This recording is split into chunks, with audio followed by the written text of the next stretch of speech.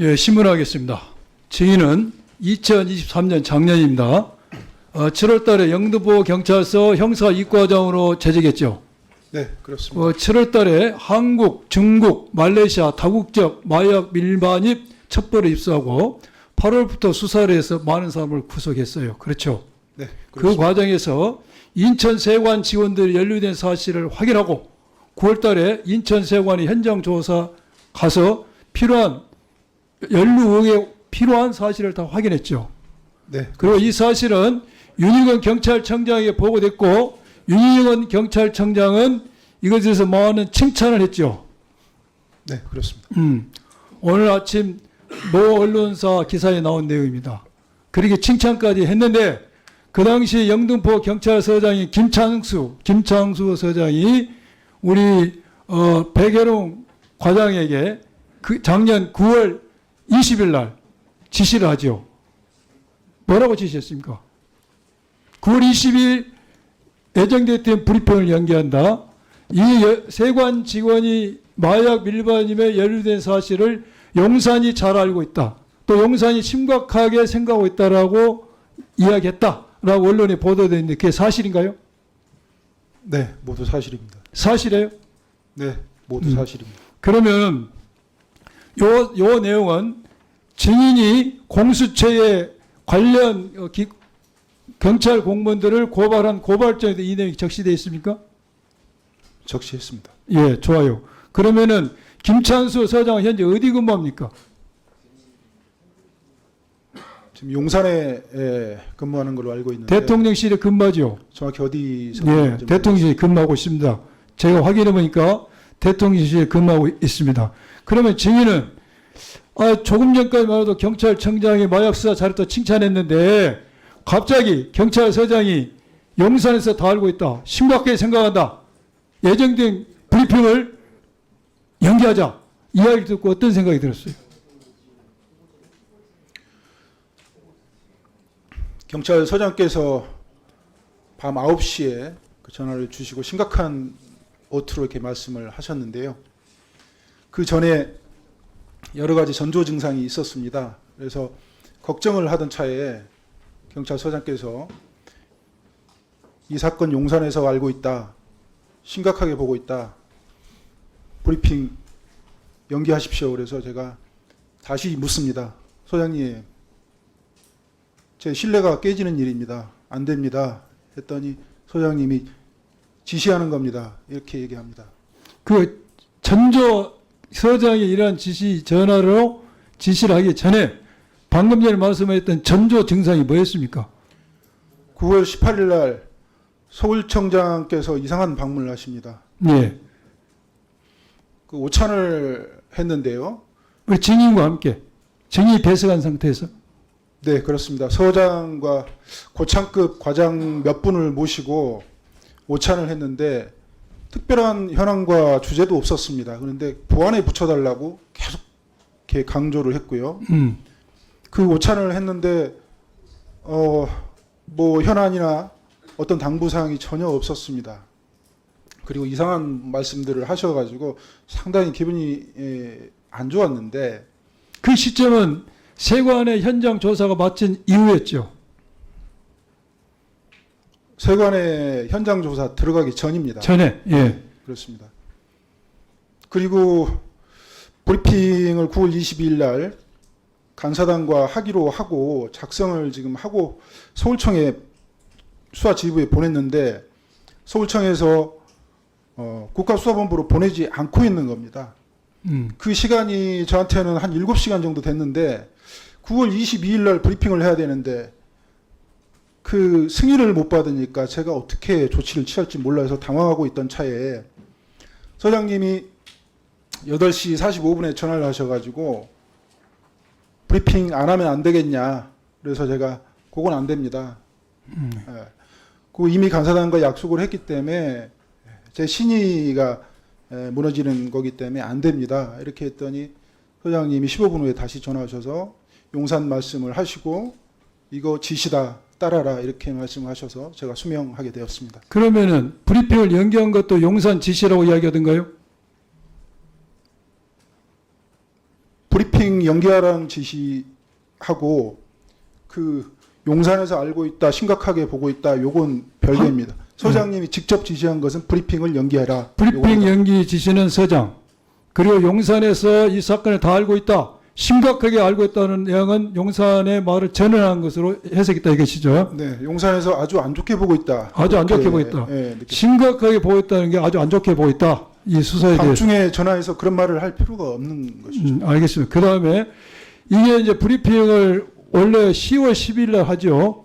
네, 그렇습니다. 세관 국정감사 이틀 전 10월 10일 날 브리핑이 이루어집니다. 그런데 10월 5일 날 브리핑 문서를 작성해서 서울경찰청에 가서 서울경찰청장, 강력계장, 폭력계장, 당시 김창수 영등포 서장과 함께 브리핑 내용에 대해서 서로 협의를 하죠. 그 자리에 영등포 소장은 안 계셨어요. 없었습니까? 네. 그러면 서울청장, 강력계장, 폭력계장 증인이 브리핑 내용을 어떻게 할 것인가에 대해서 상의를 했다 이겁니다. 형사과장, 강력계장, 폭력계장. 폭력계 형사과장. 그러면은 이런 브리핑 내용에 대해서 지금 서울청 형사과장이 오락에서 간 거죠. 네, 그렇습니다. 그 이런 브리핑을 함에 있어서 이렇게 통상적으로 늘 형사과장이 불러가지고 브리핑 내용이 뭔지 그래 수기를 합니까? 일반적으로는 그렇게 하지 않습니다. 아주 이례적인 경우였고요. 그러면 증인이 지금 형사 이과장으로 수사를 많이 했을 거 아닙니까? 이렇게 브리핑 문제 가지고 서울청 형사과장의 호출을 받고 가서 이렇게 서로 상의한 사례가 몇 건 있었어요. 직접 가서 협의하고 조율하고 이런 명목으로 한 건 이번이 처음입니다. 처음이었죠. 그 자리에서 매우 이례적인 현상입니다. 이게 일선서에서 보도자료 브리핑을 내는 데 있어서 서울청 형사과장이 오라 해가지고 이렇게 상의를 한 것은 매우 이례적이 증인이 방금 증언한 것처럼 본인이 그때 근무할 때까지 처음 있는 일이 있었다고 말했습니다. 아주 이례적이었다. 그 자리에서 무슨 말을 하고 왔습니까? 브리핑 내용에 대해서.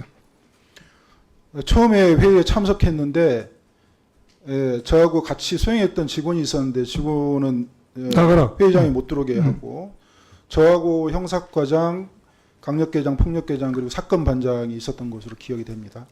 근데 대뜸 이제 저한테 형사과장이 하시는 말씀이 브리핑 하시는 거 좋아하세요? 이렇게 묻습니다. 그래서 아니 브리핑 하는 것은 지휘부에서 마약 사건 보도자료 열심히 배포하고 홍보 열심히 해서 하라고 지시가 계속 내려와서 이렇게 하는 건데 갑자기 그런 말씀을 하셔가지고 굉장히 당황했고요. 그 다음에 그 세관 그 세관 직원들의 그 공범 행위에 대해서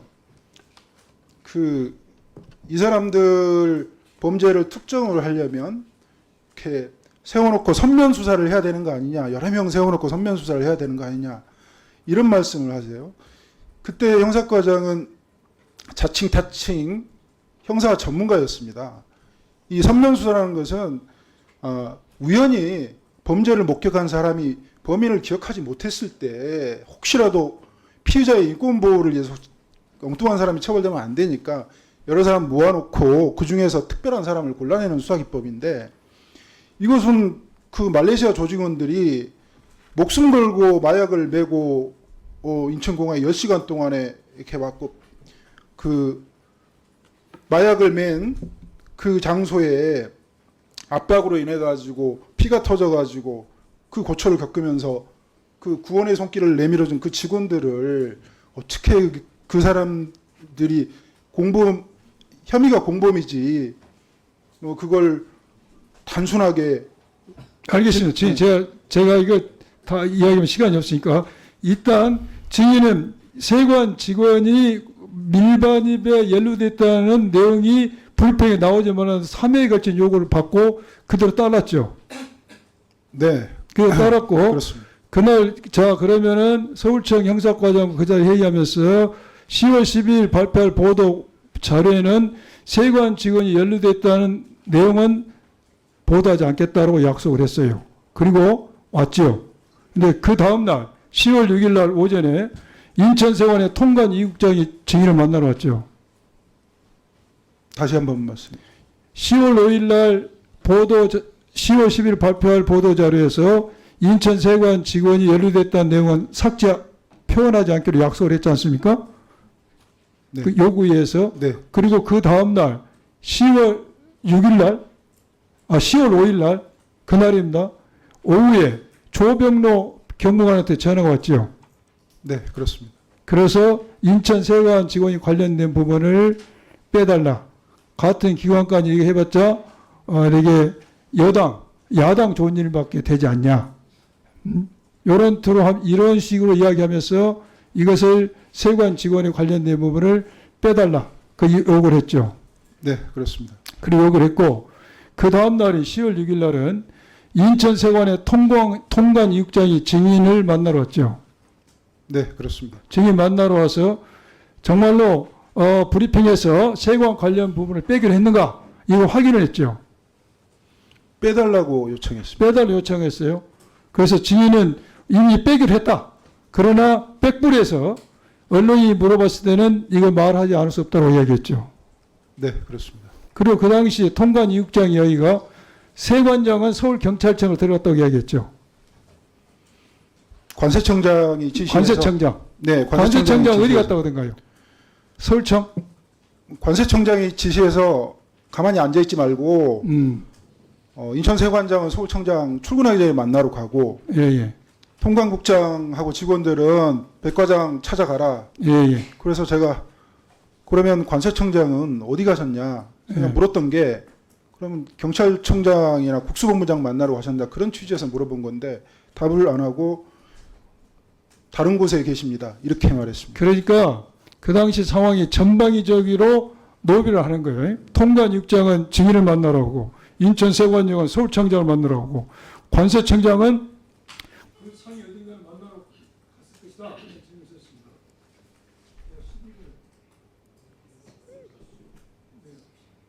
제가 마이크가 꺼진 상태에서 질문을 하겠습니다. 아니요. 남은 시간을 쓰시죠. 차라리. 예. 추가 질의 시간을 쓰도록 하겠습니다. 3분. 지금 그런데 그날 10월 5일 날 보도 브리핑 그 정리해야 되고 10월 6일까지 제가 좀 이야기를 했습니다. 10월 6일 날 통관 이육장에 그래 이야기를 했는데 그날 통관 세육장에 지나간 뒤에 서울청에서 마약 수사 중단, 영등포 경찰 수사팀하고 이 사건을 서울청 마약 수사과로 사건을 이첩하라는 지시를 받았죠. 오전에는 이첩하겠다고 통보를 했습니다. 이첩하라. 마약 수사과로. 지휘부에서 이첩 결정을 했다. 보내라. 추후에 문서로 통보하겠다. 그런 입장에서 찾아온 겁니다. 그래서 그날부터 사건을 수사를 중단했죠. 할 수가 없습니다. 중단했고 그 다음에 10월 10일 날은 약속대로 공식 보도 브리핑 자료에는 인천세관이 연루됐다는 내용은 전혀 언급이 되지 않았죠. 네, 그렇습니다. 그런데 백불에서는 그 이야기 했죠. 이미 소문도 나 있었고 저희가 현장 검증을 4번을 했습니다. 인천공항이 시끄러울 정도였는데 그 모르는 기자들이 있었겠습니까? 그러니까 알고 있는 내용입니다. 그리고 공식 보도 자료에는 인천세관을 빠졌지만은 그 다음 10월 11일에 MBC에서 이걸 보도를 하죠. 어디서부터 보도가 시작됐는지 잘 모르겠습니다. 제가 볼 때 첫 MBC에서 보도가 됩니다. 그리고 10월 10일 날은 다시 서울청에서 영등포서에서 수사를 그대로 하라고 지시가 내리죠. 네, 그렇습니다. 그리고 그 뒤로 열흘이 지나서 16일 날 수사를 재개를 합니다. 그러나 수사는 답보 상태에 빠지고 질의멸렬하고 그 뒤로 인천세관 직원을 휴대폰을 압수수색했지만 이미 깡통폰이 돼 있었다. 그 기간에 인천세관 직원들은 증거를 은닉할 수 있는 기회를 얻게 된 겁니다. 그 뒤로 증인은 인사조치를 당하죠. 네, 그렇습니다. 그래서 강서경찰서 화곡지구로 갔습니다. 그런데 이러한 인사조치를 당하기 전에 조병로 경무관의 징계와 관련해서 조병로 경무관으로부터 본인에게 뭔가 좀 이거 징계 관련해서 증인이 관련 이야기를 할 기회가 된다면은 좀 말을 좋게 해달라 이런 제안을 받은 사실이 있습니까? 조병로 경무관과는 4차례 통화를 했습니다. 그 예. 이후에 제 태도가 워낙 확고했기 때문에 직접 저한테 전화를 하지 않고요. 주변에 제 인맥을 동원해서 저한테 청탁을 했는데 제가 거절했습니다. 그 청탁이 징계위원회 나가서 뭔가 진술할 기회가 된다면은 좀 우호적 해달라. 여기서 탄원서 거절, 써달라는 탄원서 써달라. 거절했죠. 그리고